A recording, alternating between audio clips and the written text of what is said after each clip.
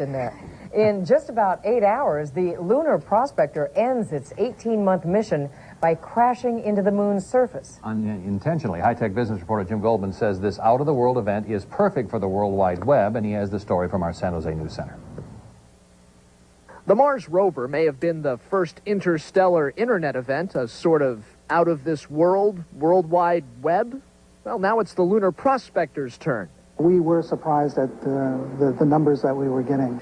As the Lunar Prospector prepares its kamikaze crash into the moon's surface, NASA says 175 million people from all over the planet have been tracking the little fella on the net. Do you get to see the surface of the moon, or do you get to see the surface of Io or Europa or the new moons of Neptune? You only get to see these on NASA sites.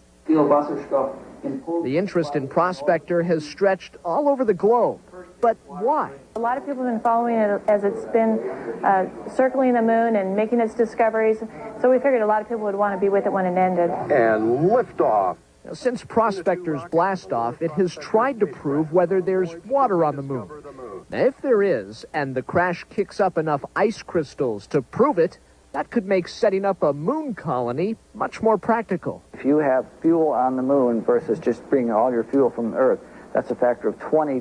Now, the death of the Lunar Prospector might be compelling enough, but there's also another death very closely connected to this mission.